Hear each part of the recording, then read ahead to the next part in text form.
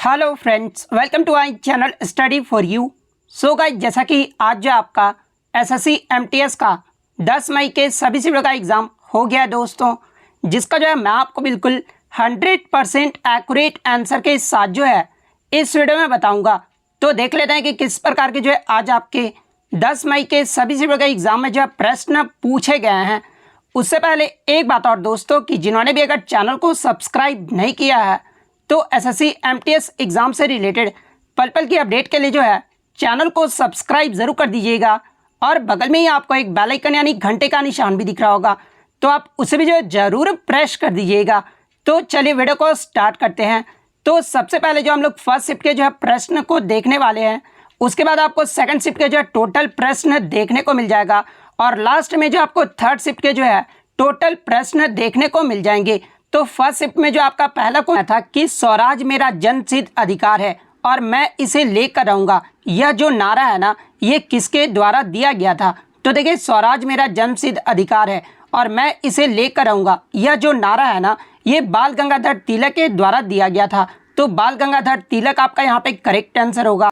इसके अलावा मैं आपको बता दूं कि बाल गंगाधर तिलक को ही जो है लोकमान्य तिलक के नाम से जो है वो जाना जाता था, और इन्हीं के द्वारा जो है आपका केसरी और महर्ता, ये जो आपके दो समाचार पत्र थे ना, वो बाल गंगाधर तिलक के द्वारा ही जो वो शुरू किए गए थे। और ये दोनों जो समाचार पत्र है ना, ये आपका 1881 में जो ये प्रकाशित किया गया था। तो ये फैक्ट भी आपको ध्यान में रखना है। इसके अलावा मैं आपको बता दूं कि बाल गंगाधर तिलक के द्वारा ही जो है आधुनिक शिक्षा को बढ़ावा देने के लिए एक प्रमुख संगठन डेक्कन एजुकेशन सोसाइटी की जो स्थापना है ना, वो किया गया था। तो ये फैक्ट भी आप ध्यान में रखिएगा। इसके अलावा बात कर ले अन्य महत्वपूर्ण नारे के बारे में, जहां से अक्सर एग्जाम में आपका प्रश्न पूछा जाता है, जैसे कि आराम हराम है, यह जो नारा है ना, ये पंडित जवाहरलाल नेहरू के द्वारा दिया गया था। भारत छोड़ो का जो नारा, ये महात्मा गांधी के द्वारा दिया गया था। जय हिंद का जो नारा, ये आपका नेताजी सुभाष चंद्र बोस के द्वारा दिया गया था। वंदे मातरम का जो नारा है, ये आपका बंकिम चंद्र चटर्जी के द्वारा दिया गया था। इसके अलावा मैं आपको बता दूं कि जय जवान जय किसान का जो नारा है ना, ये लाल बहादुर शास्त्री के द्वारा दिया गया था। करो या मरो का जो नारा, ये महात्मा गांधी के द्वारा दिया गया था। सरफरोशी की तमन्ना अब हमारे दिल में है, यह जो नारा, ये आपका राम प्रसाद बिस्मिल के द्वारा दिया गया था। तुम मुझे खून दो मैं तुम्हें आज़ादी दूंगा, ये जो आपका सुभाष चंद्र बोस के द्वारा दिया गया था। वेदों की ओर लौटो, ये जो नारा है ना, ये आपका स्वामी दयानंद सरस्वती के द्वारा दिया गया था। पूर्ण स्वराज का जो नारा, ये आपका जवाहरलाल नेहरू के द्वारा दिया गया था। और पूर्ण स्वराज की भी जो मांग है, ये आपका 1929 में कांग्रेस के लाहौर अधिवेशन में जो है आपका जिसकी अध्यक्षता जो ये पंडित जवाहरलाल नेहरू के द्वारा किया गया था, और इसी में जो पूर्ण स्वराज की मांग भी जो वो की गई थी। तो ये फैक्ट भी आप ध्यान में रखिएगा। इनकलाब जिंदाबाद का जो नारा है ना, ये भगत सिंह के द्वारा दिया गया था। साइमन कमीशन वापस जाओ, ये जो नारा है ना, ये लाला लाजपत राय के द्वारा दिया गया था। दिल्ली चलो का जो नारा, ये आपका सुभाष चंद्र बोस के द्वारा दिया गया था। सारे जहां से अच्छा हिंदू से था हमारा, ये जो नारा है ना, ये आपका इकबाल के द्वारा जो वो दिया गया था। तो ये सारे फैक्ट जो है आपको ध्यान में रखना है। नेक्स्ट क्वेश्चन यहाँ पे आ रहा था कि 2023 आईसीसी मेंस क्रिकेट विश्व कप, ये जो है कहाँ पर आयोजित किया जाएगा? और देखिए, मैं आपको बता दूं कि ये जो आपका रिपीटेड प्रश्न है, इसलिए मैं आपको बता दूं कि आप जो एनालिसिस देखते हैं ना, उसका आप एक्स्ट्रा फैक्ट जो है वो जरूर देखा कीजिए। तो देखिए, 2023 का जो आईसीसी मेंस क्रिकेट विश्व कप है, ये आपका भारत में 5 अक्टूबर 2023 से आयोजित किया जाएगा। तो भारत आपका यहाँ पे करेक्ट आंसर होगा। इसके अलावा मैं आपको बता दूं कि ये जो आपका ICC men's cricket world cup, जो कि आपका ओडीआई का जो वर्ल्ड कप होता है ना, ये आपका प्रत्येक 4 साल में जो है आयोजित किया जाता है। तो 2027 का जो है ये कहाँ पर आयोजित किया जाएगा? तो देखिए, 2027 का जो क्रिकेट विश्व कप है ना, ये आपका साउथ अफ्रीका, जिम्बाब्वे और नाम्बिया देश में आयोजित किया जाएगा। तो ये फैक्ट भी आपको ध्यान में रखना है। इसके अलावा जो आपका प्रीवियस आईसीसी मेंस क्रिकेट विश्व कप हुआ था, ये आपका 2019 में हुआ था, जो कि आपका इंग्लैंड और वेल्स में आयोजित किया गया था। जिसके विजेता टीम की बात कर ले तो ये आपका इंग्लैंड देश रहा था, और उप विजेता जो है ये आपका न्यूजीलैंड देश रहा था।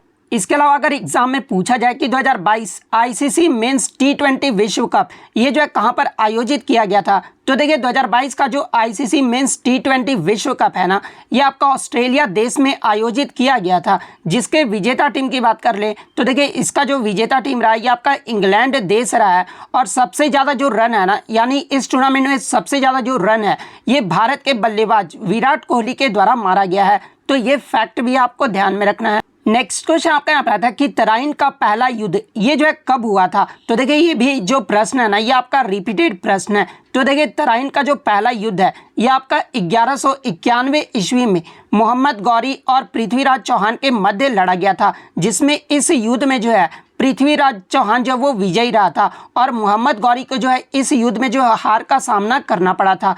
तो 1191 ईस्वी आपका करेक्ट आंसर होगा।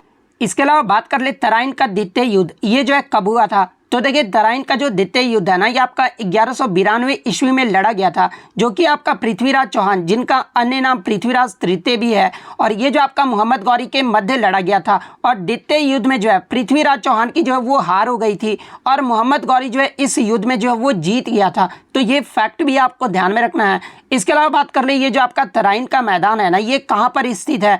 तो ये आपका हरियाणा के करनाल और थानेश्वर जिले में स्थित है। तो ये फैक्ट भी आपको ध्यान में रखना है। नेक्स्ट क्वेश्चन आपका यहाँ पर आता है कि भारत को टीबी मुक्त करने का जो लक्ष्य है ना, ये कब तक रखा गया है। तो देखिए मैं आपको बता दूं कि प्रधानमंत्री टीबी मुक्त भारत अभियान के तहत भारत देश को जो है 2025 तक पूर्ण रूप से जो है टीबी उन्मूलन यानी टीबी मुक्त का जो है लक्ष्य रखा गया है। तो 2025 आपका यहाँ पे करेक्ट आंसर होगा। नेक्स्ट क्वेश्चन आपका यहाँ पर आया था कि the life and the soul of the party ये इस पुस्तक के लेखक कौन है।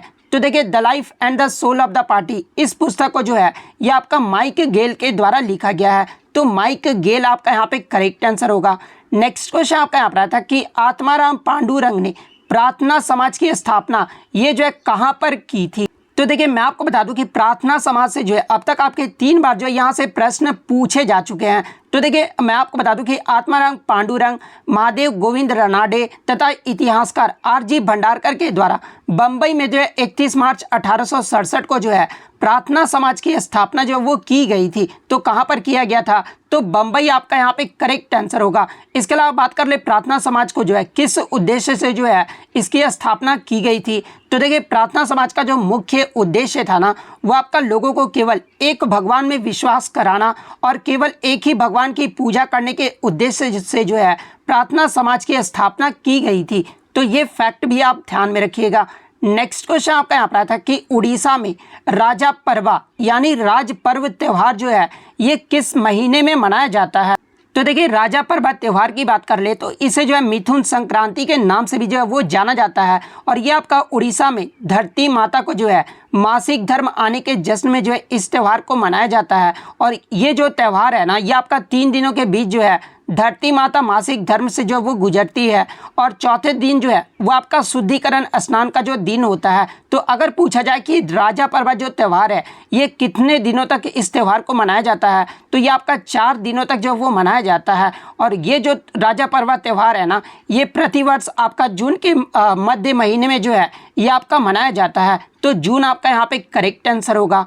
नेक्स्ट क्वेश्चन आपका यहाँ पर आया था कि अप्रैल 2022 में संघ लोक सेवा आयोग यानी यूपीएससी के जो अध्यक्ष के रूप में जो है ये किसे नियुक्त किया गया है। तो देखिए अप्रैल 2022 में यूपीएससी के अध्यक्ष के रूप में जो है ये डॉक्टर मनोज सोनी को जो है वो नियुक्त किया गया है। तो डॉक्टर मनोज सोनी आपका करेक्ट आंसर होगा। यूपीएससी का अगर एग्जाम में फुल फॉर्म पूछ दे तो यूनियन पब्लिक सर्विस कमीशन यानी संघ लोक सेवा आयोग जो है इसका फुल फॉर्म होता है। वहीं अगर बात कर ले यूपीएससी की स्थापना ये जो है कब हुई थी, तो ये आपका 1 अक्टूबर 1926 को हुआ था। यूपीएससी का जो मुख्यालय ये आपका नई दिल्ली में स्थित है। और यूपीएससी के पहले अध्यक्ष के बारे में पूछा जाए तो ये आपके सर रॉस बेकर थे। तो ये फैक्ट भी आप ध्यान में रखिएगा। इसके अलावा यूपीएससी का भाग और अनुच्छेद आपसे एग्जाम में पूछा जाता है। तो देखिए मैं आपको बता दूं कि संविधान के भाग 14 के अंतर्गत और अनुच्छेद 315 से 323 में जो है एक संघीय लोक सेवा आयोग और राज्यों के लिए राज्य लोक सेवा आयोग के गठन का जो है प्रावधान किया गया है। तो ये फैक्ट भी आप ध्यान में रखिएगा। नेक्स्ट क्वेश्चन आपका यहाँ पर आता है कि पुंगचोलम ये जो है किस राज्य का लोक नृत्य है। तो देखिए पुंगचोलम या फिर थांगटा ये सब जो आपके मणिपुर राज्य के लोक नृत्य हैं, तो मणिपुर आपका यहाँ पे करेक्ट आंसर होगा।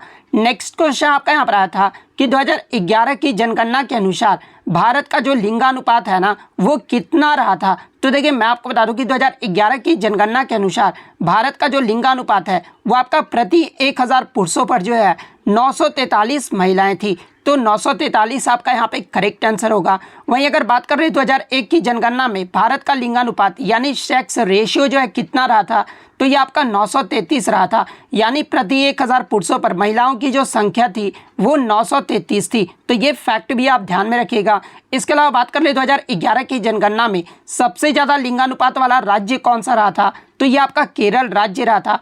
केरल का जो लिंगानुपात है ये आपका 1084 रहा था। उसके बाद दूसरे नंबर पे जो आपका पुडुचेरी रहा था। अगर केंद्र शासित प्रदेश में पूछ ले तो फिर आपका पुडुचेरी आपका करेक्ट आंसर होगा। और पुडुचेरी का जो आपका लिंगानुपात है ना ये आपका 1037 रहा। सबसे कम लिंगानुपात की बात कर ले तो सबसे कम जो लिंगानुपात है ना ये आपका दमन और दीव का रहा था, जो कि 618 रहा था। सबसे कम लिंगानुपात वाला राज्य अगर पूछ दिया जाए तो देखिए सबसे कम लिंगानुपात वाला जो राज्य है ना ये आपका हरियाणा राज्य रहा था। हरियाणा राज्य का जो लिंगानुपात है ये आपका 877 रहा था। तो ये फैक्ट भी आप ध्यान में रखिएगा। नेक्स्ट क्वेश्चन आपका यहाँ पर आता है कि इनमें से कौन सी नृत्यांगना जो है भरतनाट्यम और ओडिसी नृत्य से संबंधित है। तो देखिए ये जो आपका सोनल मानसिंह है ना ये भरतनाट्यम और ओडिसी नृत्य से संबंधित है। तो सोनल मानसिंह आपका यहाँ पे करेक्ट आंसर होगा। इसके अलावा सोनल मानसिंह की बात कर ले तो ये पद्म भूषण और पद्म विभूषण प्राप्त करने वाली सबसे कम उम्र की प्राप्त करता है। तो ये फैक्ट भी आपको ध्यान में रखना है। और इन्हें पद्म भूषण से कब सम्मानित किया गया था, तो देखिए सोनल मानसिंह को जो है 1992 में पद्म भूषण और 2003 में पद्म विभूषण पुरस्कार से सम्मानित किया गया था। और इन्हें नवंबर 2019 में जो है लाइफ टाइम अचीवमेंट अवार्ड से भी जो है वो सम्मानित किया गया है। तो ये फैक्ट भी आपको ध्यान में रखना है। नेक्स्ट क्वेश्चन आपका यहाँ पर आता है कि 2011 की जनगणना के अनुसार निम्नलिखित में से किस राज्य का दशकीय जनसंख्या वृद्धि दर यानी दशकीय जनसंख्या वृद्धि दर की बात कर ले यानी 2001 से लेकर 2011 तक सबसे ज़्यादा जो है वो रहा था।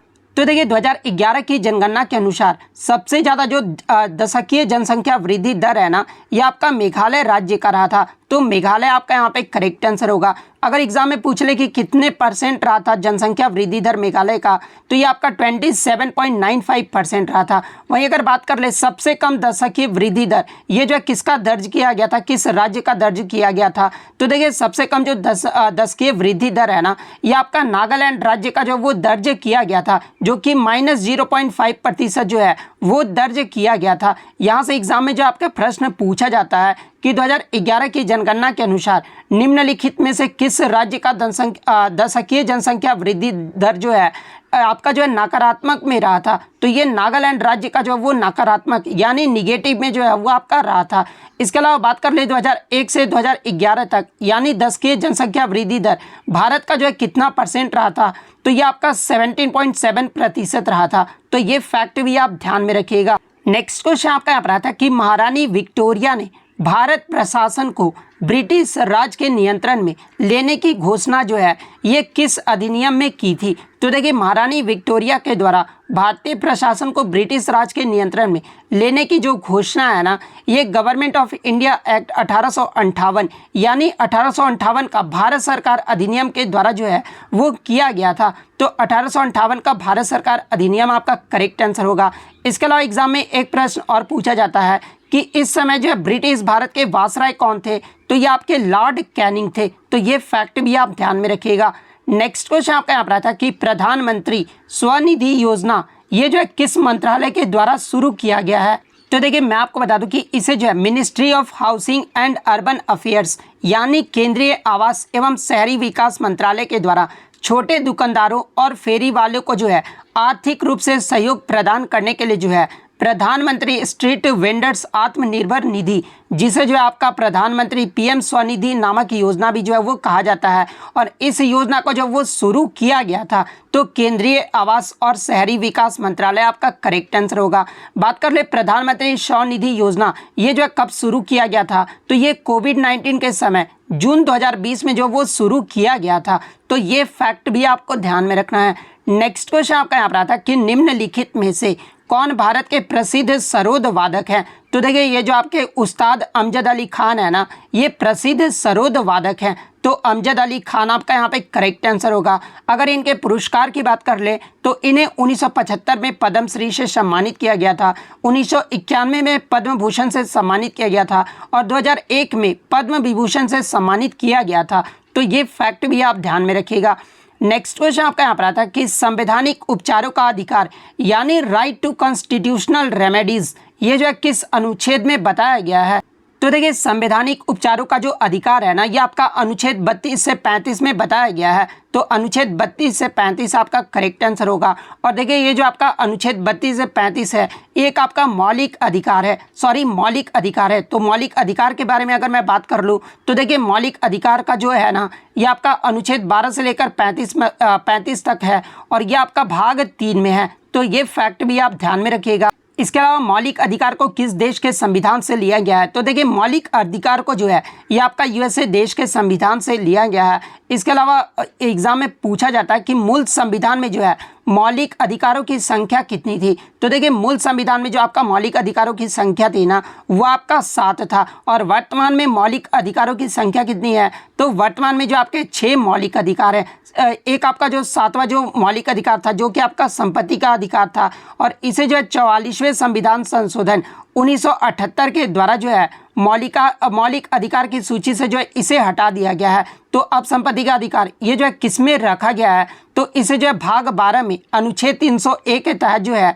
इसे कानूनी अधिकार बना दिया गया है। तो ये फैक्ट भी आपको ध्यान में रखना है। इसके अलावा बात कर ले वर्तमान में जो आपके 6 मौलिक अधिकार हैं वो कौन कौन से हैं। तो पहला आपका समानता का अधिकार है जो कि अनुच्छेद 14 से 18 तक है। सेकंड आपका स्वतंत्रता का अधिकार है जो कि अनुच्छेद 19 से 22 तक है।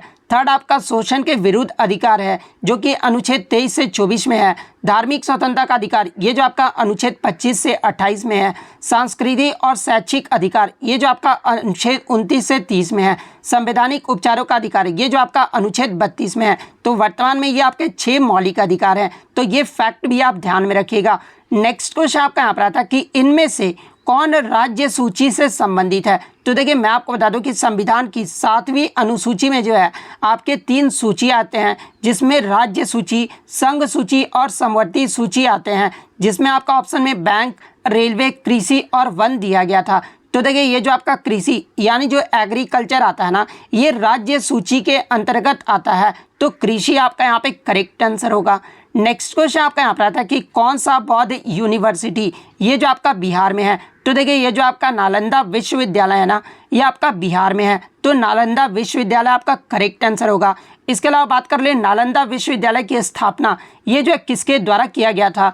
तो देखिए नालंदा विश्वविद्यालय की जो स्थापना है ना, ये गुप्त वंश के कुमार गुप्त प्रथम के द्वारा 5वीं शताब्दी में किया गया था। तो ये फैक्ट भी आपको ध्यान में रखना है। नेक्स्ट क्वेश्चन आपका यहाँ पर आता है कि ईस्ट इंडिया कंपनी को बंगाल की दीवानी जो है ये किस वर्ष प्राप्त हुआ था। तो देखिए मैं आपको बता दूं कि 1765 में मुगल सम्राट शाह आलम द्वितीय ने जो है ईस्ट इंडिया कंपनी को बंगाल, बिहार और उड़ीसा की दीवानी जो है वो प्रदान की थी। तो 1765 आपका यहाँ पे करेक्ट आंसर होगा। नेक्स्ट क्वेश्चन आपका यहाँ पर आया था कि प्रधानमंत्री उज्ज्वला योजना ये जो है किस वर्ष में शुरू किया गया था। तो देखिए स्वच्छ ईंधन और बेहतर जीवन के नारे के साथ केंद्र सरकार के द्वारा 1 मई 2016 को जो है प्रधानमंत्री उज्ज्वला योजना को शुरू किया गया था। तो 1 मई 2016 आपका यहाँ पे करेक्ट आंसर होगा। नेक्स्ट क्वेश्चन आपका यहाँ पर आया था कि रोपण कृषि यानी जो आपका प्लांटेशन एग्रीकल्चर होता है ना, ये कहाँ पर मुख्यतः किया जाता है। तो देखिए ये जो आपका रोपण कृषि होता है जिसमें आपके चाय वगैरह आ जाते हैं एग्जाम्पल के तौर पे, ये जो आपके उष्ण कटिबंधीय प्रदेशों में किया जाता है। तो उष्ण कटिबंधीय आपका करेक्ट आंसर होगा। नेक्स्ट क्वेश्चन आपका यहाँ पर आया था कि बड़ौदा में देश के पहले राष्ट्रीय रेल तथा परिवहन विश्वविद्यालय को जो है ये किस संशोधन के द्वारा जो है इसे संशोधित किया गया था। तो देखिए मैं आपको बता दूं कि देश का जो पहला राष्ट्रीय रेल तथा परिवहन जो विश्वविद्यालय है ना, ये आपका गुजरात बड़ौदा में स्थित है और इसे जो है आपका केंद्रीय विश्वविद्यालय संशोधन विधेयक के द्वारा जो है इसे संशोधित किया गया था। तो केंद्रीय विश्वविद्यालय संशोधन विधेयक आपका यहाँ पे करेक्ट आंसर होगा। नेक्स्ट क्वेश्चन आपका यहाँ पर आया था कि वसा का पाचन करने वाला एंजाइम ये जो लाइपेज है ना, ये किसके द्वारा स्रावित होता है? तो देखिए मैं आपको बता दूं कि वसा का जो पाचन है ना, ये आपका लाइपेज एंजाइम के द्वारा किया जाता है और लाइपेज एंजाइम का जो स्रावन है ना, ये आपका अग्नाशय में होता है। तो अग्नाशय आपका यहाँ पे करेक्ट आंसर होगा। नेक्स्ट क्वेश्चन आपका यहाँ पर आया था कि हर साल मार्च के महीने में चापचर कूट त्यौहार जो है ये किस राज्य में मनाया जाता है? तो देखिए ये जो आपका चापचर कूट त्यौहार है ना, ये आपका मिजोरम राज्य में मनाया जाता है, जो कि प्रत्येक वर्ष मार्च के महीने में मनाया जाता है। तो मिजोरम आपका यहाँ पे करेक्ट आंसर होगा। इसके अलावा मैं आपको बता दूं कि ये जो आपका एंथुरियम फेस्टिवल और पालकुट जो त्यौहार है ना, ये आपका मिजोरम राज्य का त्यौहार है। तो ये फैक्ट भी आपको ध्यान में रखना है। नेक्स्ट क्वेश्चन आपका यहाँ पर आता है कि इनमें से किस संगीतकार को जो है दादा साहेब फाल्के पुरस्कार से सम्मानित किया गया था? जहाँ पे ऑप्शन में आपका अरिजीत सिंह, नेहा कक्कड़ और आशा भोसले जो वो दिया गया था। तो देखिए दादा साहेब फाल्के पुरस्कार की बात कर ले तो ये आपका फिल्म के क्षेत्र में यानी सिनेमा के क्षेत्र में दिया जाता है और ये आपका भारत का सर्वोच्च पुरस्कार है। इसके अलावा दादा साहेब फाल्के पुरस्कार की जो शुरुआत है ये आपका 1969 में हुआ था और इस पुरस्कार पाने वाले को जो पहले प्राप्त करता थे ये आपके देविका रानी रोरिका थी। तो ये फैक्ट भी आप ध्यान में रखिएगा। इसके अलावा बात कर ले दादा साहेब फाल्के पुरस्कार में जो है कितने रुपए की जो है नगद राशि दी जाती है? तो देखिए दादा साहेब फाल्के पुरस्कार में जो है एक आपका स्वर्ण कमल यानी गोल्डन लोटस पदक दिया जाता है और एक आपका सॉल जो वो दिया जाता है। और रुपए की बात कर ले तो इसमें जो आपका 10 लाख रुपए जो वो नगद राशि दी जाती है। तो ये फैक्ट भी आपको ध्यान में रखना है। वहीं अगर क्वेश्चन की बात कर ले तो देखिए संगीत के क्षेत्र में 32वां जो आपका दादा साहेब फाल्के पुरस्कार है ना, ये आशा भोसले को 2000 ईस्वी में दिया गया था। तो आशा भोसले आपका यहाँ पे करेक्ट आंसर होगा। नेक्स्ट क्वेश्चन आपका यहाँ पर था कि द इनहेरिटेंस ऑफ लॉस पुस्तक के लेखक कौन है? तो देखिए इस पुस्तक के जो लेखक है ना, ये आपके किरण देसाई हैं। तो किरण देसाई आपका यहाँ पे करेक्ट आंसर होगा। और देखिए ये जो आपका द इनहेरिटेंस ऑफ लॉस है ना, ये किरण देसाई का दूसरा उपन्यास है और इस उपन्यास के लिए जो है किरण देसाई को 2006 में बुकर पुरस्कार से सम्मानित किया गया था। तो ये फैक्ट भी आपको ध्यान में रखना है। नेक्स्ट क्वेश्चन आपका यहाँ पर था कि श्रीमंत शंकर देव ने किस शास्त्रीय नृत्य को जो है पुनः जागृत किया था? तो देखिए मैं आपको बता दूं कि श्रीमंत शंकर देव के द्वारा सत्रिया नृत्य शैली को जो है 15वीं शताब्दी में प्रस्तुत किया गया था यानी पुनः जागृत किया गया था। तो सत्रिया नृत्य आपका यहाँ पे करेक्ट आंसर होगा। इसके अलावा सत्रिया नृत्य की बात कर ले तो ये आपका भारत के 8 शास्त्रीय नृत्य के रूप में से एक है और ये जो आपका असम राज्य का जो है एक शास्त्रीय नृत्य है। इसके अलावा मैं आपको बता दूं कि सत्रिया नृत्य को जो है संगीत नाटक अकादमी के द्वारा 2000 ईस्वी में जो है इसे शास्त्रीय नृत्य का जो दर्जा है वो प्रदान किया गया था। तो ये फैक्ट भी आपको ध्यान में रखना है। इसके अलावा मैं आपको बता दूं कि प्रमुख शास्त्रीय नृत्य से जो है आपके जो 8 शास्त्रीय नृत्य होते हैं ना, उनके कलाकार से जो आपके लगातार प्रश्न पूछे जा रहे हैं। जैसे कि भरतनाट्यम ये जो है किस राज्य का शास्त्रीय नृत्य है? तो ये आपका तमिलनाडु राज्य का शास्त्रीय नृत्य है और इसमें अगर प्रमुख कलाकार की बात कर ले तो ई कृष्णा अय्यर, रुक्मणी देवी अरुंडेल, यामिनी कृष्णमूर्ति, लक्ष्मी विश्वनाथन, पद्म सुब्रमण्यम, मृणालिनी साराभाई, मल्लिका साराभाई, इन सभी का जो संबंध है ना, ये आपका भरतनाट्यम नृत्य से है। कुचिपुड़ी जो है ये आपका आंध्र प्रदेश राज्य का एक शास्त्रीय नृत्य है और इनमें जो प्रमुख कलाकार की बात कर ले तो देखिए बाला सरस्वती, रागिनी देवी, राधा रेड्डी और राजा रेड्डी, यामिनी कृष्णमूर्ति, इंद्रावती रहमान, इन सभी का जो संबंध है ना, ये आपका कुचिपुड़ी नृत्य से है। अब देखिए बच्चे जो है यहाँ पर कंफ्यूज हो जाते हैं यामिनी कृष्णमूर्ति को लेकर। आपने बताया सर कि यामिनी कृष्णमूर्ति भरतनाट्यम नृत्य से संबंधित है और फिर आप बता रहे कुचिपुड़ी नृत्य से संबंधित है। तो देखिए मैं आपको बता दूं कि यामिनी कृष्णमूर्ति है ना, ये आपका भरतनाट्यम नृत्य से भी संबंधित है और कुचिपुड़ी नृत्य से भी संबंधित है। तो आपके ऑप्शन में या तो दोनों पेयर में दिया रहेगा या फिर दोनों में से कोई एक दिया रहेगा। तो आप ये ध्यान में रखिएगा। इसके अलावा कथकली की बात कर ले तो ये आपका केरल राज्य का लोक नृत्य शास्त्रीय नृत्य है और इसमें प्रमुख कलाकार की बात कर ले तो वी.एन. मेनन, गुरु कुंच कुलुप, गोपीनाथ, कोटिकलम शिवरामन, रीता गांगुली, इन सभी का जो संबंध है ना, ये आपका कथकली नृत्य से है। इसके अलावा अगर ओडिसी नृत्य की बात कर ले तो देखिए ओडिसी जो है ये आपका उड़ीसा का शास्त्रीय नृत्य है और इनमें प्रमुख कलाकार की बात कर ले तो इंद्रानी रहमान, चार्ल्स फ्रेबिक, गुरु पंकज, चरण दास, केलुचरण महापात्र, सोनल मानसिंह, शेरोन लावेन, इसके अलावा मार्लो बारवी, इन सभी का जो संबंध है ना ये आपका ओडिसी नृत्य से है। मणिपुर जो है ये आपका मणिपुर का एक शास्त्रीय नृत्य है जिसमें आपके राजा भागचंद्र, रविन्द्रनाथ टैगोर, इसके अलावा नैना, सुवर्णा, रंजना और दर्शना, ये जो 4 बहनें हैं ना ये भी आपका मणिपुरी नृत्य से संबंधित है। इसके अलावा गुरु विपिन सिंह भी जो है आपके मणिपुरी नृत्य से संबंधित है। कथक की बात कर ले तो ये आपका उत्तर प्रदेश का शास्त्रीय नृत्य है और इसमें प्रमुख कलाकार लेडी लीला सोखी, इसके अलावा बिरजू महाराज, लच्छू महाराज, सितारा देवी, दमयंती जोशी, इन सभी का जो संबंध है ये आपका कथक नृत्य से है। मोहिनी अट्टम की बात कर ले तो ये आपका केरल का शास्त्रीय नृत्य है जिसमें आपके वीएन मेनन, कल्याणी अम्मा, सुनंदा नायर, कलामंडलम छमवती, माधुरी अम्मा और जयप्रभा मेनन, इन सभी का जो संबंध है ना ये आपका मोहिनी अट्टम शास्त्रीय नृत्य से है। तो ये सारे फैक्ट जो आपको ध्यान में रखना है। नेक्स्ट क्वेश्चन आपका यहाँ पर आता है कि मौलिक अधिकार ये जो है किस अनुच्छेद में वर्णित है। तो देखिए मौलिक अधिकार की बात कर ले तो ये आपका संविधान के भाग 3 और अनुच्छेद 12 से 35 तक जो है वर्णित है। तो अनुच्छेद 12 से 35 आपका करेक्ट आंसर होगा। इसके अलावा मैं आपको बता दूं कि संविधान के भाग 3 को जो है भारत का मैग्ना कार्टा की संज्ञा जो वो दिया गया है। तो ये फैक्ट भी आप ध्यान में रखिएगा।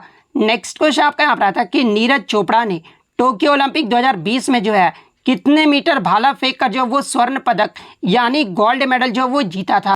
तो देखिए नीरज चोपड़ा के द्वारा टोक्यो ओलंपिक 2020 में जो है 87.58 मीटर भाला फेंक कर जो है ये गोल्ड मेडल जीता गया था। तो 87.58 मीटर आपका यहाँ पे करेक्ट आंसर होगा। इसके अलावा मैं आपको बता दूं कि 2022 का जो विश्व एथलेटिक चैंपियनशिप हुआ था ना इसमें जो नीरज चोपड़ा के द्वारा रजत पदक यानी सिल्वर मेडल जो वो जीता गया है और इन्होंने जो कितने मीटर भाला फेंक कर जो है रजत पदक जीता था। तो ये 88.13 मीटर भाला फेंक कर जो है ये रजत पदक जीते थे। इसके अलावा 2022 का जो विश्व एथलेटिक चैंपियनशिप हुआ था ये आपका यूएसए देश में आयोजित किया गया था।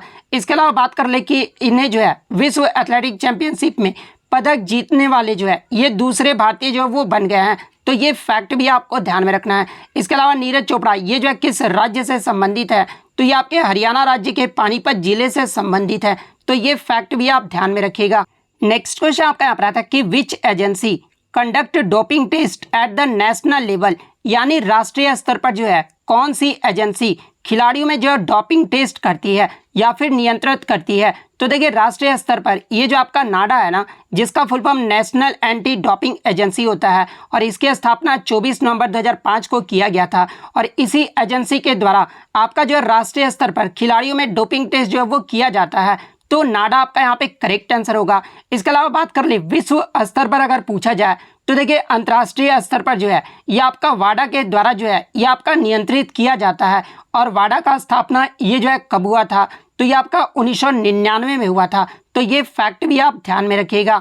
नेक्स्ट क्वेश्चन आपका यहाँ पर आता है कि कथकली ये जो है किस राज्य का शास्त्रीय नृत्य है।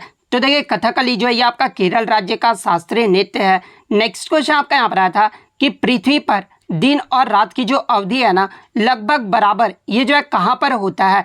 तो देखिए पृथ्वी पर दिन और रात की जो अवधि है ना ये आपका इक्वेटर पर जो है बराबर होता है यानी भूमध्य रेखा पर बराबर होता है। तो भूमध्य रेखा आपका करेक्ट आंसर होगा। नेक्स्ट क्वेश्चन आपका यहाँ पर आता है कि भारत में किस क्षेत्र में जो है स्थानांतरण खेती को झूम कृषि यानी स्लैश एंड बर्न फार्मिंग जो है कहा जाता है। तो देखिए झूम कृषि जो है ये आपका भारत में मुख्य रूप से जो है उत्तर पूर्वी क्षेत्र को कहा जाता है और उत्तर पूर्वी क्षेत्र में जो आपका असम, मणिपुर, मिजोरम, नागालैंड ये सब राज्य आ जाते हैं। तो आपके ऑप्शन में जो है असम दिया गया था। तो असम आपका यहाँ पे करेक्ट आंसर होगा।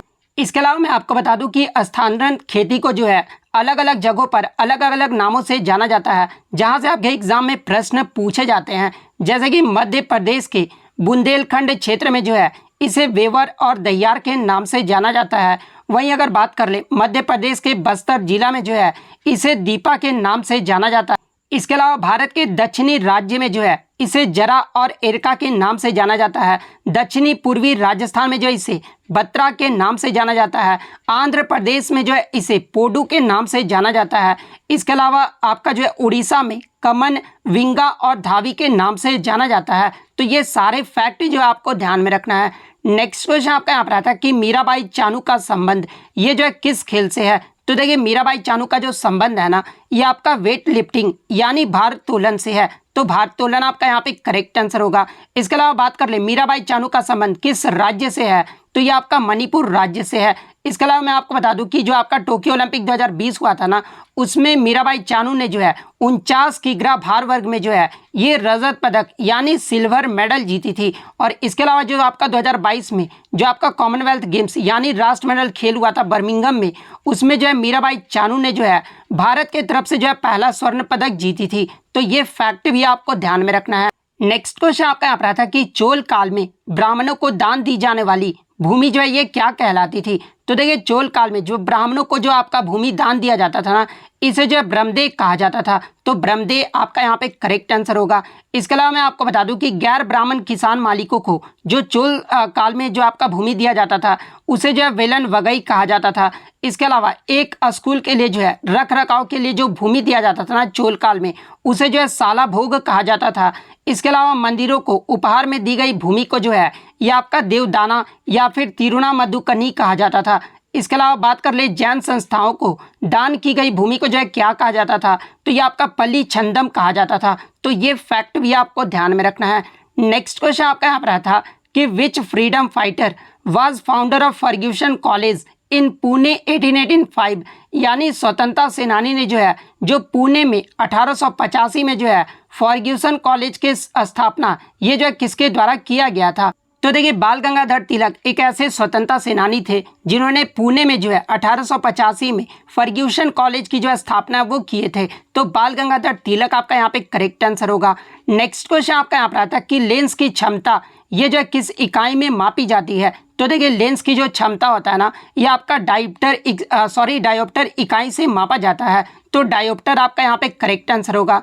इसके अलावा एग्जाम में आपसे पूछा जाता है किस लेंस में लेंस की क्षमता जो है धनात्मक यानी पॉजिटिव होता है। तो देखिए उत्तल लेंस की जो क्षमता होती है ना वो आपका धनात्मक होता है। इसके अलावा अवतल लेंस की जो क्षमता होता है ना वो आपका ऋणात्मक यानी निगेटिव होता है। तो ये फैक्ट भी आप ध्यान में रखिएगा।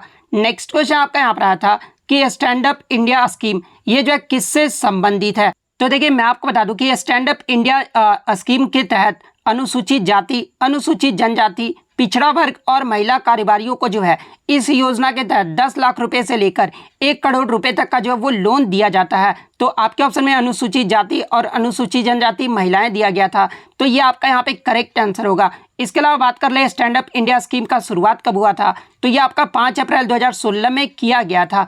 नेक्स्ट क्वेश्चन आपका यहाँ पर आया था कि census 2021 will for the first time collect data on, यानी जनगणना 2021 जो आपका होना था जो कि कोविड-19 की वजह से जो है नहीं हो पाया था, जो कि आपका 2023 के अंतिम में जो आपका करवाया जाएगा।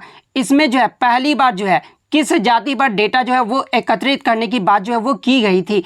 तो देखिए जो आपका 2021 में जनगणना होने वाला था उसमें पहली बार जो है ओबीसी यानी अदर बैकवर्ड कास्ट पर जो है वो डेटा एकत्र किया जाता। तो ओबीसी आपका यहाँ पे करेक्ट आंसर होगा। नेक्स्ट क्वेश्चन आपका यहाँ पर आया था कि नाबार्ड का जो है मुख्यालय पूछा गया था। तो देखिए नाबार्ड का जो फुल फॉर्म होता है ना ये आपका national bank for agriculture and rural development होता है और इसका जो मुख्यालय है ना ये आपका बम्बई में स्थित है। तो मुंबई आपका यहाँ पे करेक्ट आंसर होगा। बात कर ले नाबार्ड का जो है स्थापना कब हुआ था, तो देखिए नाबार्ड की जो स्थापना है ना ये 12 जुलाई 1882 को किया गया था और इसके वर्तमान में अध्यक्ष कौन है, तो ये आपके श्री साजी केबी है। तो ये फैक्ट भी आप ध्यान में रखिएगा। नेक्स्ट क्वेश्चन आपका यहाँ पर आया था कि राज्य में मंत्री परिषद में मुख्यमंत्री सहित मंत्रियों को कुल संख्या का जो है राज्य की विधानसभा के सदस्यों का कुल संख्या के कितने प्रतिशत से जो है अधिक नहीं होना चाहिए। तो देखिए मैं आपको बता दूं कि राज्य में मंत्री परिषद में जो है मुख्यमंत्री सहित मंत्रियों की कुल संख्या जो है राज्य के विधानसभा के सदस्यों का जो है कुल संख्या का 15% से अधिक जो है वो नहीं होना चाहिए। तो 15% आपका करेक्ट आंसर होगा। नेक्स्ट क्वेश्चन आपका यहाँ पर आता है कि भारत में सबसे अधिक वर्षा जो है ये किस स्थान पर होती है। तो देखिए भारत में जो सबसे अधिक वर्षा है ना ये आपका मासिन राम में होता है, जहाँ पर विश्व में सबसे ज़्यादा जो है औसत बारिश होता है। तो मासिन राम आपका यहाँ पे करेक्ट आंसर होगा। और देखिए ये जो आपका मासिन राम है ना ये आपका मेघालय राज्य में स्थित है। इसके अलावा बात कर ले दूसरा सबसे ज़्यादा बारिश ये जो है किस स्थान पर होता है, तो ये आपका चेरापूंजी में होता है। तो ये फैक्ट भी आपको ध्यान में रखना है। नेक्स्ट क्वेश्चन आपका यहाँ पर आया था कि दांतों की कैविटी को बचाने के लिए जो है टूथपेस्ट में किस केमिकल का जो है प्रयोग किया जाता है? तो देखिए दांतों को कैविटी से बचाने के लिए जो है टूथपेस्ट में फ्लोराइड नामक केमिकल का जो है प्रयोग किया जाता है। तो फ्लोराइड आपका यहाँ पे करेक्ट आंसर होगा। नेक्स्ट क्वेश्चन आपका यहाँ पर आता है कि संथाल जनजाति जो कि भारतीय आदिवासी समूह है, ये जो है किस क्षेत्र से संबंध रखते हैं? तो देखिए संथाल जनजाति की बात कर ले तो ये आपका मुंडा जाति समूह का जो है एक प्रमुख जनजाति है। और ये जो आपका संथाल जनजाति है ये आपका पूर्वी क्षेत्र से संबंध रखते हैं। और पूर्वी क्षेत्र में जो आपका झारखंड, पश्चिम बंगाल, उड़ीसा, बिहार और असम राज्य आ जाते हैं। तो पूर्वी क्षेत्र आपका यहाँ पे करेक्ट आंसर होगा। नेक्स्ट क्वेश्चन आपका यहाँ पर था कि बौद्ध धर्म से संबंधित टर्म कौन सा है? जहाँ पे ऑप्शन में आपका स्तूप दिया गया था। तो देखिए ये जो आपका स्तूप है ना, ये आपका बौद्ध धर्म से संबंधित है। इसके अलावा एग्जाम में पूछा जाता है कि बौद्ध धर्म में कितने प्रकार के जो है स्तूपों का निर्माण हुआ है? तो देखिए बौद्ध धर्म में जो आपका 5 तरह के स्तूपों का जो है वो निर्माण हुआ है। और वो 5 स्तूप कौन कौन से हैं? तो शारीरिक, परिभोगिका स्तूप, उद्देशिका स्तूप, प्रतीकात्मक स्तूप और मनौती स्तूप। ये जो आपके 5 तरह के स्तूपों का जो है बौद्ध धर्म में निर्माण हुआ है। नेक्स्ट क्वेश्चन आपका यहाँ पर था कि भारतीय राष्ट्रीय कांग्रेस के चरमपंथी नेता कौन थे? तो देखिए भारतीय राष्ट्रीय कांग्रेस के चरमपंथी यानी जो आपका गर्म दल के जो प्रमुख नेता थे ना, ये आपके बाल गंगाधर तिलक, लाला लाजपत राय, बिपिन चंद्र पाल, चिदम्बरम पिल्लई, सीवी राघवाचार्य, अश्विनी कुमार दत्ता, टी प्रकाशम, ये सब जो आपके गर्म दल के जो है वो प्रमुख नेता थे। तो आपके ऑप्शन में जो है बाल गंगाधर तिलक दिया गया था। तो बाल गंगाधर तिलक आपका यहाँ पे करेक्ट आंसर होगा।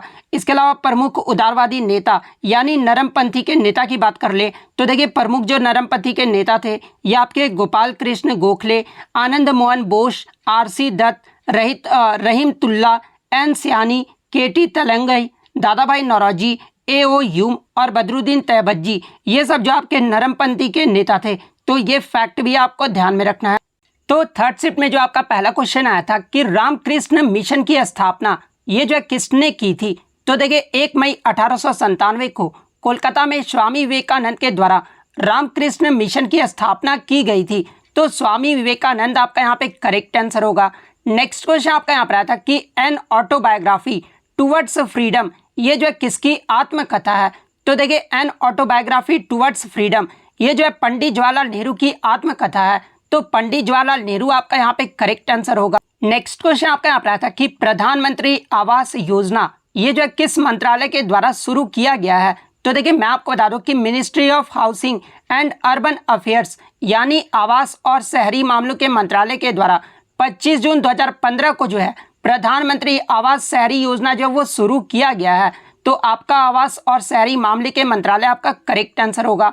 नेक्स्ट क्वेश्चन आपका यहाँ पर आया था कि 2011 में Guinness book of world records द्वारा संगीत इतिहास में सबसे अधिक बार रिकॉर्ड की जाने वाली कलाकार के रूप में जो है ये किस महिला गीतकार का जो नाम है वो दर्ज किया गया था?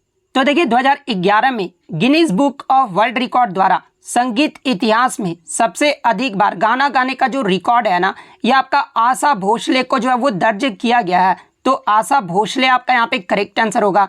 इसके अलावा मैं आपको बता दूं कि आशा भोसले को जो है 2000 में दादा साहेब फाल्के पुरस्कार से सम्मानित किया गया था और 2008 में जो इन्हें पद्म विभूषण से सम्मानित किया गया था।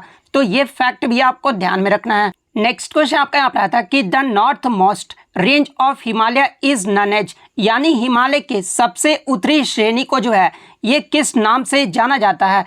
तो देखिए हिमालय के सबसे उत्तरी श्रेणी को जो है ये आपका इनर हिमालयस यानी आंतरिक हिमालय या फिर हिमाद्री के नाम से जाना जाता है। तो आपके ऑप्शन में जो है आंतरिक हिमालय दिया गया था। तो आंतरिक हिमालय आपका यहाँ पे करेक्ट आंसर होगा।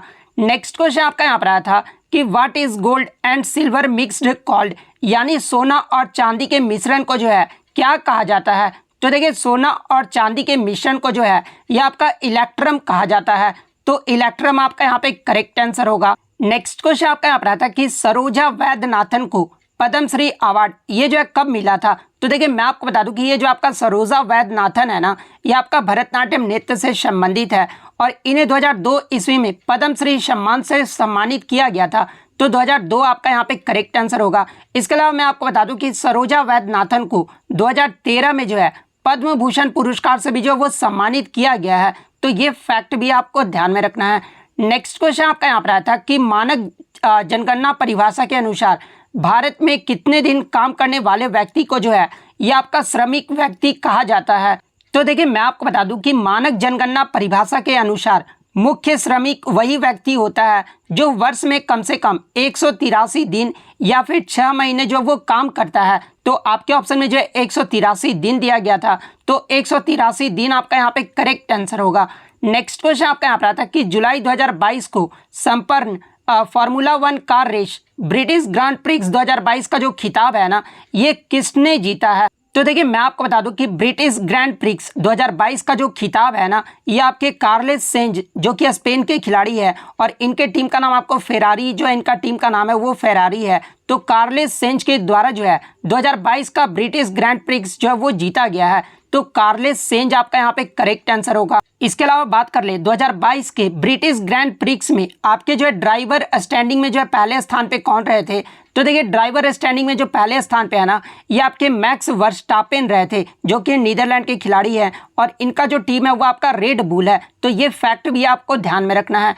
नेक्स्ट क्वेश्चन आपका यहाँ पर आया था, निम्न में से कौन सा अभ्यारण्य जो है महाराष्ट्र में नहीं है? जहाँ पे ऑप्शन में आपका बांधवगढ़ राष्ट्रीय उद्यान दिया गया था। तो देखिए ये जो आपका बांधवगढ़ नेशनल पार्क है ना, ये भारत के मध्य प्रदेश राज्य में है, ना कि महाराष्ट्र में। तो बांधवगढ़ राष्ट्रीय उद्यान आपका यहाँ पे करेक्ट आंसर होगा। नेक्स्ट क्वेश्चन आपका यहाँ पर आया था कि बेरी रोग ये जो किस विटामिन की कमी से होता है? तो देखिए बेरी जो रोग है ना, ये आपका विटामिन B1 की कमी से होता है। तो विटामिन B1 आपका यहाँ पे करेक्ट आंसर होगा। नेक्स्ट क्वेश्चन आपका यहाँ पर आया था कि आलमगीर की जो उपाधि है ना, ये किसने धारण की थी? तो देखिए मुगल बादशाह औरंगजेब ने जो है आलमगीर की उपाधि धारण की थी। तो मुगल बादशाह औरंगजेब आपका करेक्ट आंसर होगा। नेक्स्ट क्वेश्चन आपका यहाँ पर आता है कि भारत के पार्लियामेंट को जो है किस नाम से जाना जाता है? तो देखिए भारत के पार्लियामेंट को जो है ये संसद के नाम से जाना जाता है। तो संसद आपका करेक्ट आंसर होगा। नेक्स्ट क्वेश्चन आपका यहाँ पर आया था कि जोगोई चोलम इनका जो संबंध है ना, ये किस राज्य से है? तो देखिए जागोई चोलम ये जो आपका मणिपुर राज्य का लोक नृत्य है। तो मणिपुर आपका करेक्ट आंसर होगा। नेक्स्ट क्वेश्चन आपका यहाँ पर आता है कि भोर का तारा ये जो है किस ग्रह को कहा जाता है? तो देखिए भोर का जो तारा है ना, ये आपका शुक्र ग्रह को कहा जाता है। तो शुक्र आपका यहाँ पे करेक्ट आंसर होगा। इसके अलावा मैं आपको बता दूं कि शुक्र ग्रह को जो है ये आपका सांझ का तारा या फिर पृथ्वी की जुड़वा बहन भी जो है वो कहा जाता है। इसके अलावा मैं आपको बता दूं कि सौरमंडल का जो सबसे गर्म ग्रह है ना, ये आपका शुक्र ग्रह ही है। तो ये फैक्ट भी आपको ध्यान में रखना है। नेक्स्ट क्वेश्चन आपका यहाँ पर आता है कि अनुच्छेद 25 से 28 ये जो किससे संबंधित है? तो देखिए धार्मिक स्वतंत्रता का जो अधिकार है ना, ये आपका अनुच्छेद 25 से 28 में है। तो धार्मिक स्वतंत्रता का अधिकार आपका करेक्ट आंसर होगा और ये जो आपका एक मौलिक अधिकार है। नेक्स्ट क्वेश्चन आपका यहाँ पर आता है कि राज्य का मुखिया ये जो कौन होता है? तो देखिए राज्य का जो कार्यकारी मुखिया होता है ना, ये आपका राज्यपाल होता है। तो राज्यपाल आपका करेक्ट आंसर होगा। नेक्स्ट क्वेश्चन आपका यहाँ पर आता है कि the history of British India ये जो पुस्तक है ना, ये किसके द्वारा लिखा गया है? तो देखिए the history of British India ये जो पुस्तक है ना, ये आपका जेम्स मिली के द्वारा लिखा गया है। तो जेम्स मिली आपका करेक्ट आंसर होगा। नेक्स्ट क्वेश्चन आपका यहाँ पर आया था कि वित्तीय वर्ष की जो है अवधि पूछी गई थी। तो देखिए वित्तीय वर्ष जो है ये आपका 1 अप्रैल से शुरू होता है और 31 मार्च को जो वो आपका समाप्त होता है। तो 1 अप्रैल से 31 मार्च आपका करेक्ट आंसर होगा। नेक्स्ट क्वेश्चन आपका यहाँ पर आता है कि वर्तमान में महान्यायवादी यानी अटॉर्नी जनरल जो वो कौन है? तो देखिए भारत के वर्तमान में जो महान्यायवादी है ना, ये आपके आर वेंकटरमणि है। तो आर वेंकटरमणि आपका करेक्ट आंसर होगा। नेक्स्ट क्वेश्चन आपका यहाँ पर आता है कि दशहरा का जो है अन्य नाम पूछा गया था। तो देखिए दशहरा का जो अन्य नाम है ना, ये आपका विजयदशमी है। तो विजयदशमी आपका करेक्ट आंसर होगा। नेक्स्ट क्वेश्चन आपका यहाँ पर आता है कि PR श्रीजेश का संबंध ये जो है किस खेल से है? तो देखिए PR श्रीजेश जो है ये आपके भारतीय हॉकी गोलकीपर हैं। तो हॉकी आपका यहाँ पे करेक्ट आंसर होगा। इसके अलावा मैं आपको बता दूं कि 2021 में PR श्रीजेश को जो है मेजर ध्यानचंद पुरस्कार से भी जो है वो सम्मानित किया गया है। तो ये फैक्ट भी आपको ध्यान में रखना है। नेक्स्ट क्वेश्चन आपका यहाँ पर आता है कि भारतीय मसाला केंद्र ये जो है कहाँ पर स्थित है? तो देखिए भारतीय मसाला केंद्र जो है ना, ये आपका केरल के कोकीकोड में स्थित है। तो केरला आपका यहाँ पे करेक्ट आंसर होगा। इसके अलावा मैं आपको बता दूं कि केरला को जो है ये आपका मसालों का बगीचा भी जो है वो कहा जाता है। इसके अलावा एग्जाम में एक प्रश्न और पूछा जाता है कि भारत का सिलिकॉन वैली ये जो है किस शहर को कहा जाता है? तो ये आपका बेंगलुरु शहर को कहा जाता है। नेक्स्ट क्वेश्चन आपका यहाँ पर आता है कि अर्थव्यवस्था में मंदी के साथ कौन सा बेरोजगारी जो है उत्पन्न होता है? तो देखिए मैं आपको बता दूं कि अर्थव्यवस्था में आए उतार चढ़ाव के कारण जो आपका बेरोजगारी उत्पन्न होता है ना, उसे जो है चक्रीय बेरोजगारी यानी साइक्लिक अनएम्प्लॉयमेंट कहा जाता है। तो चक्रीय बेरोजगारी आपका यहाँ पे करेक्ट आंसर होगा। इसके अलावा मैं आपको बता दूं कि कुछ खास दिनों में काम नहीं करने के कारण जो आपका बेरोजगारी उत्पन्न होता है ना, उसे जो है सीजनल अनएम्प्लॉयमेंट यानी मौसमी बेरोजगारी जो है वो कहा जाता है। एग्जाम्पल के तौर पे आपका कृषि हो गया।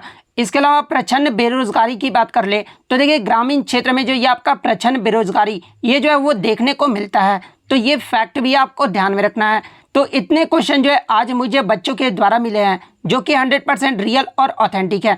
तो अगर वीडियो अच्छी लगी हो तो वीडियो को जो है लाइक ज़रूर कर दीजिएगा और इसी तरह जेन्युइन क्वेश्चन पाने के लिए जो है चैनल को सब्सक्राइब ज़रूर कर दीजिएगा। तो मिलते हैं नेक्स्ट वीडियो में, तब तक thank you, all the best.